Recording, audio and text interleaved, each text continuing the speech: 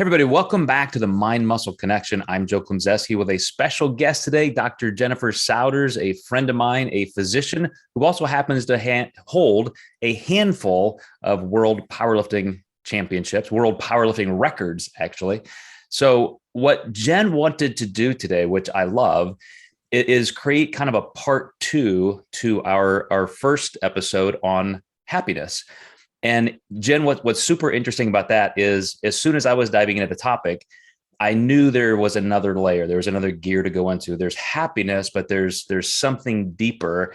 Somebody else immediately after they heard that podcast messaged me the same. And so I ended up in our Flexible Dieting Institute research review doing a review or analysis of a study done on the difference between happiness and contentment.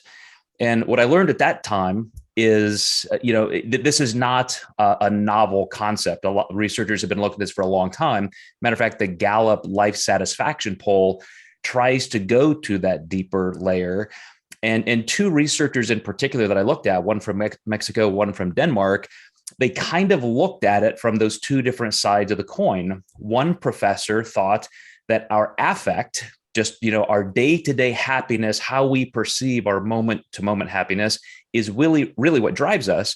The other professor thought, no, it's really the deeper sense of joy and contentment.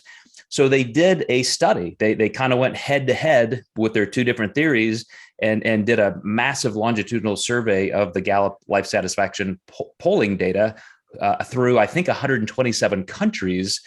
And what they found was you could really almost elicit either response, just depending on how you ask the question. So there are people who are perhaps from a personality trait standpoint, a little more impulsive, a little bit more quick to kind of expose their feelings. And they do live in the moment more. So you ask them about their happiness and they're going to tell you how they feel right now. When you try to solicit information with a little more context, if you can think of yesterday from morning till evening, if you think of your life today versus your life a year ago, how is your happiness level? How do you feel in trying to categorize life contentment? Then people with a little more reflection, you get a little bit more context behind that, and the answers kind of change. And then there's all kinds of great demographic information from country to country, continent to continent. But in terms of our particular audience that we're trying to curate to, hard training people in trying to live a healthy lifestyle, people in performative sports, people in physique sport. These are things we don't often talk about. We're just go, achieve. And a lot of times we don't even think about our thoughts or think about our contentment or happiness. So I know that's what attracted you to this topic. I'm so happy you wanted to go to this next layer with me. So let's hear your initial thoughts. All right. Well, thanks, Joe. Yeah, you and Tyler, you covered this really nicely in the first part. And the two takeaways that I took away from listening to it was number one, Tyler's emphasis on process rather than outcome, which I think within the business world and with the personal development world, I mean, that has been a mantra for quite a while, that, really it's the process. And just like you, I mean, I've been lifting weights since I was 12. It's just who I am. I wouldn't not do it because it brings me this sense of deep happiness, and it's part of who I am. And it's really interesting because having perused a lot of the addiction literature, we look and there's a breakdown between neurotransmitters, between different kinds of stimulating or quote unquote happiness producing types of events. And so obviously drugs and alcohol are dopamine mediated. And so you have an immediate response to that, but you can actually fatigue that over time, obviously. And that's where tolerance comes in, where people, need more alcohol to keep getting the same effect and those sorts of things. Whereas when we look at real contentment and things, it's serotonin mediated. And that's very interesting because when you think about it, serotonin is the deficient transmitter in states of depression.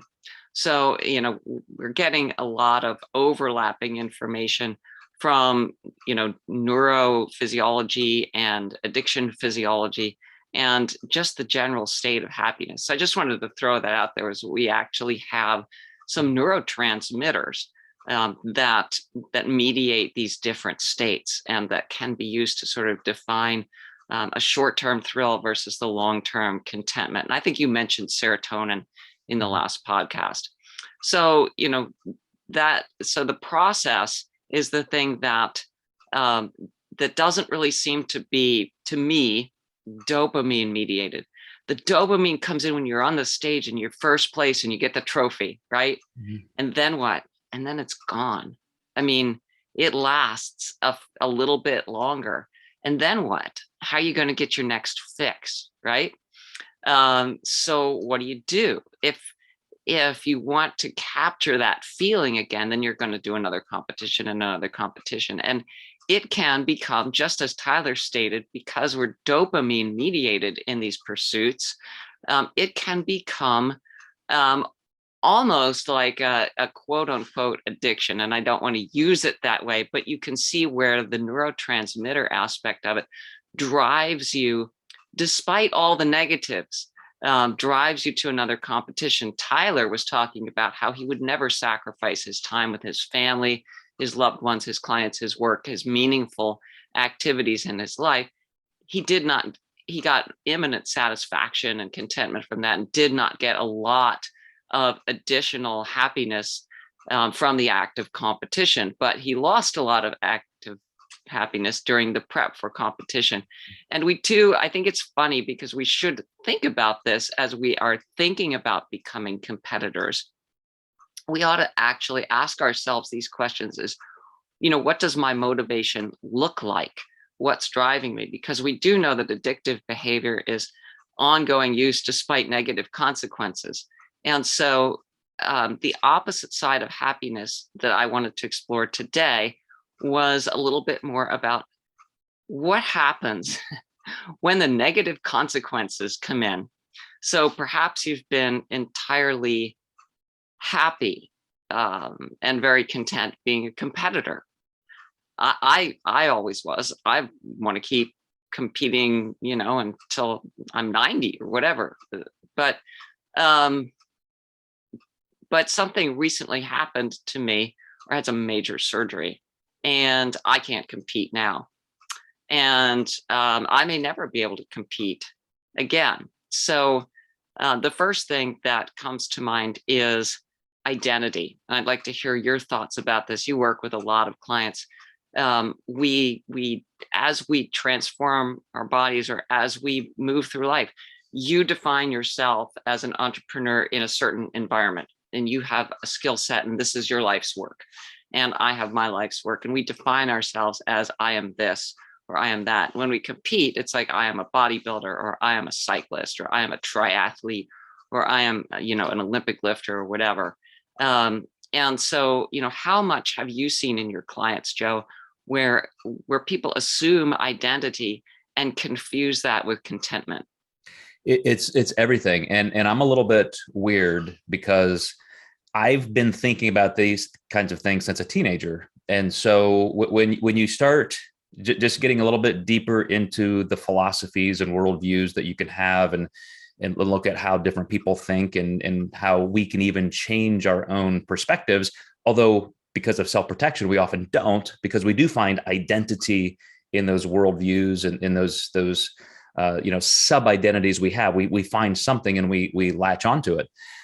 So I have thought about this for most of my life, and I'm okay at changing identities. I don't put all of my ego in one bucket, so to speak. And something just happened this week that I've been talking to a close friend who's having this kind of almost existential crisis right now, because this person has worked at a certain company for a long time, devoted a lot of life to that, and a lot of meaning and identity is there. And now they are afraid to leave, because what next? That's a big, scary unknown. This is where I'm known and I know everybody else. And there's that sunk cost bias. I have so much in this that I'm afraid to leave it, because then my identity has to, be exposed. I have to start over. I have to create those layers and orbits again. And so I love the fact that you started in biology. That's where I always go. From all the psychological models, everything else, I come right back down to what's happening physiologically, because that's going to be the foundation of everything. You can't have the kinds of thoughts you want, even going into neuroplasticity, unless you've kind of trained your brain to think that way. And that's a long-term process. I was just listening to a pretty current lecture by Dr. Goleman from Harvard, the guy who wrote Emotional Intelligence and Social Intelligence. And he was talking about kind of the new phenomena of attention. He wrote this book, Focus. And he goes all the way back to, as children and as parents and caregivers for those children, how you create those context switches or the capacities for empathy and so forth, and pulling that into the conversation just about identity. You have to have a massive amount of personal security to do that, to say, this is who I am. The role I play here with my family, or as a competitor, or somebody who just recreationally loves to train hard and be healthy, like those are all facets of who I am, but no single one defines me. And I'm okay showing those different facets to the world, or focusing on one at a time. But I will say this, Jen, to your question, my clients and friends who don't have that ability, the ones who really latch onto this one single identity as a competitor or something like that, and they can't let it go, there's a death struggle. And I really think there's just a lot of vulnerability and psychological self-exposure to let that go. And I'm not saying I have all the answers, but I know that's at least where we have to start addressing those things, and almost come alongside people and say, it's not only okay to do that. Here's the ramifications. Here's what you're likely going to have to experience. Let's do that together. We need people around us. This is where our social, species propensity comes into play. We're just not going to step out there and risk things on our own very easily. Yeah. And going back, phylogenetically, maybe even a little bit earlier than early childhood, but what did Homo sapiens need to survive, and what are our basic signaling mechanisms in the autonomic nervous system? Is threat versus safety. Mm-hmm. So as Homo sapiens, we needed to accurately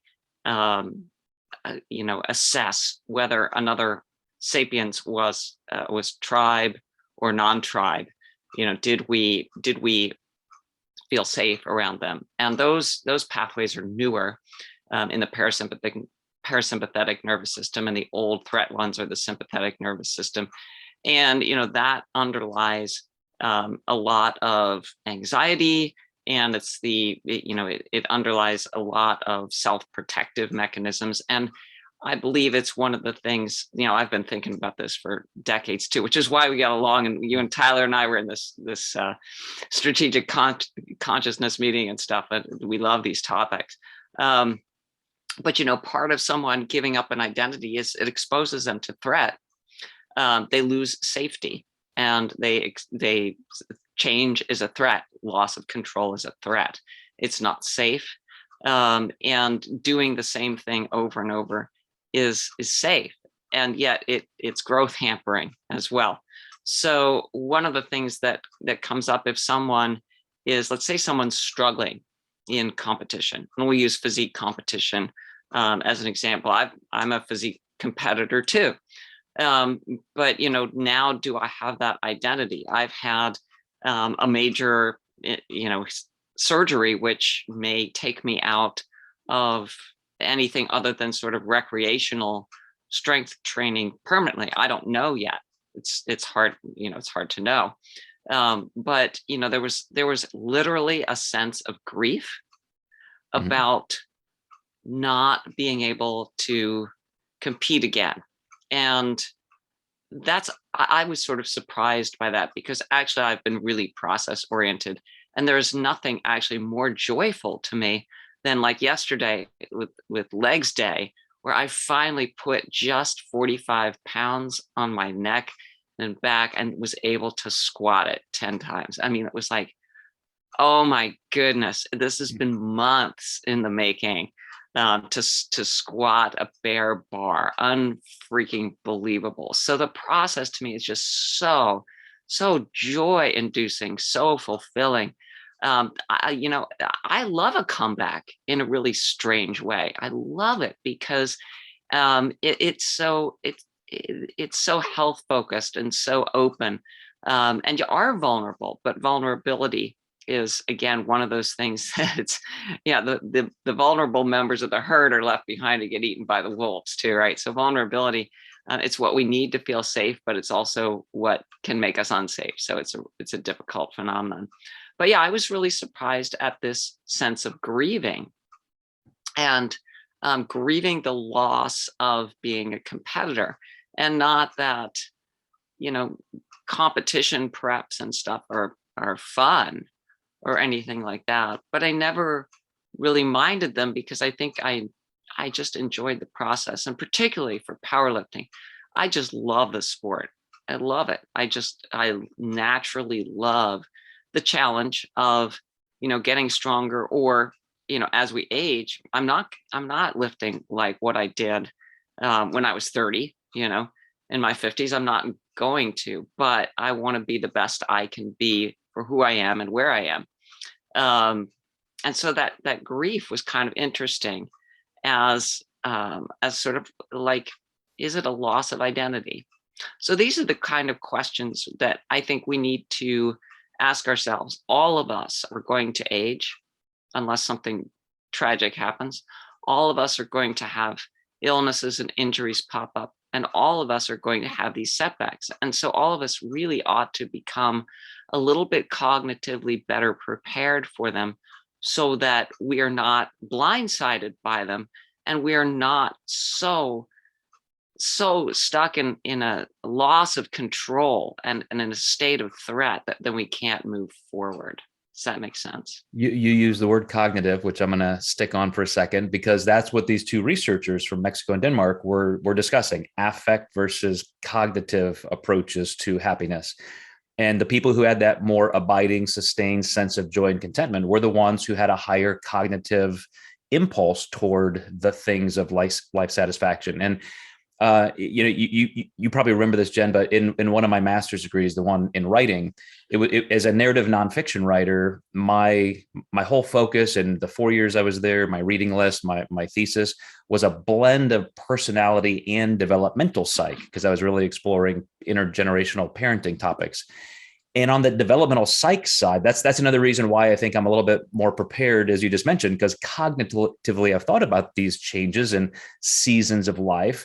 And I too, 5 years ago, had a knee surgery, kind of an abrupt injury, shattered all the hyaline cartilage on one condyle. And, you know, when you look at that photo from inside the knee, and all of that nice, smooth, white, shiny hyaline cartilage is just gone and fractured, and it's just exposed bone.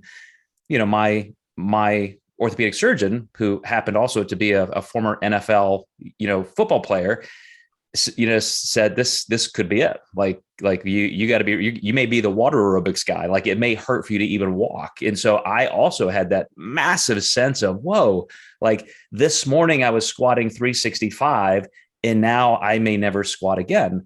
Luckily, I just twist of fate, good soft cartilage, meniscus and so forth. I'm doing fine, and I'm tempering what I'm doing so I don't create further damage. But with an upcoming neck surgery, things like that, like I have to see that someday my 40 years of aggressive training, which already peaked maybe a decade ago, and I'm coming back down, my sense of identity no longer comes from, I'm going to go in and set a PR today and go to a fitness camp and deadlift 500 pounds.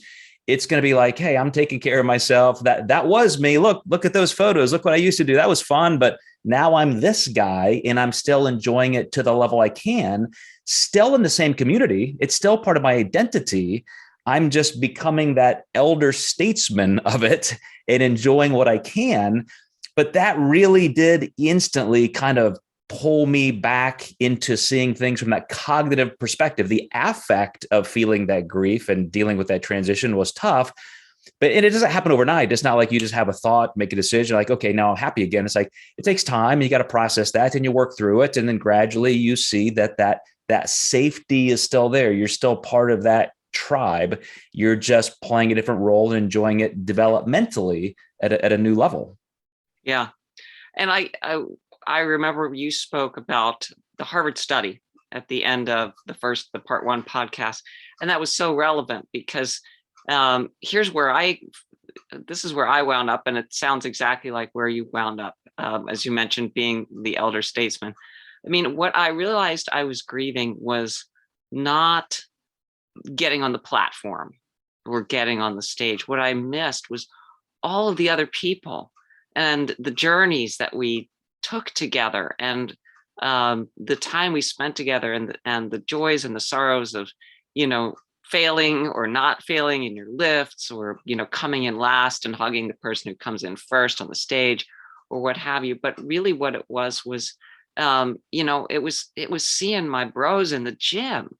It was seeing the people that were in posing class.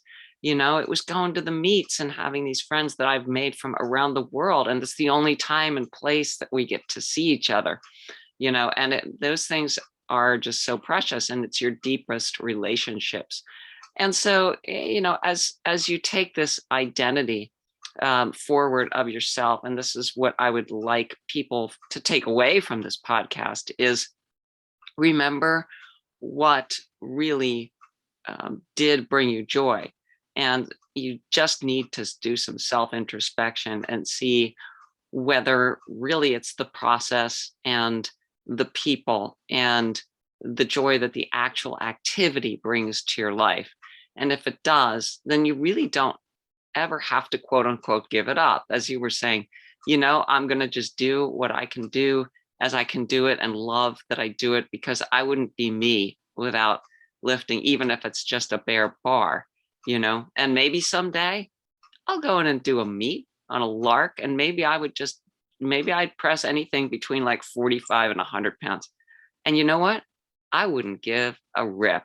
I really wouldn't. I would just do it. I don't care coming in dead last. It doesn't matter. It would be, for me, every day is an amazing competition. I am competing so hard every day, just to do walking, to do any cardio, to do any resistance, to do anything, that it's all a victory. It's like every day, at the end of the day, I could give myself a medal around my neck. Absolutely. And that's that comeback you talked about. But, I would also, as just one caveat before we leave, I would say for some people, you don't really have the identity you think you do in a situation or community like this. For some people, you think you're getting that, and it's just maybe a sport or an endeavor that brings you more and more frustration because your identity is more tied to performance instead of process, going back to what you said, Jen. So I know a lot of people, even though it is risky, and you feel vulnerable, I know a lot of people who said, man, this sport or this community, it's just too much, or it's not what it used to be to me. And they'll go off and they'll start rock climbing or running or playing tennis, or they'll do something else competitive and athletic, but just outside of this. And that brings them greater contentment and long-term happiness. But for them, it was always the process. And this was just maybe the best place at that time in their life, but it doesn't mean you have to be there forever. Exactly. And that was also one of the conclusions I reached, is there are some things I used to do. I used to play golf, for example, and I used to golf with my dad, whom I lost at the start of the pandemic. So I just decided that, competing didn't allow room for that. And as a tribute to him, I'd like to resume the game. And again, yeah, I think that helps to connect us to who and what is really important, to feel the process, yes, but also to feel we all have different selves. I don't think we have one single self where we put on a certain self when we go in the gym, another one when we go into the meeting room, another one when we're with our families, and many others in between. It's like we change our clothes for different events as well. But this can be sort of this can be as close to your true self, that you're just simply wanting to be out doing, and just being in the moment is really the thing that people should have the happiness coming from, because that's really the contentment, who you are and how you are in the moment. Got to end there. That's perfect. Dr. Jennifer Souders, you are so amazing. I appreciate you coming in. We will definitely have you back if you agree. But for everybody watching and listening, again, thanks so much. We are the Mind Muscle Connection. Hopefully you will continue to come back and dive into some of these deep topics and how it can relate to your part in this community we're describing. So we'll see you next time in the Mind Muscle Connection.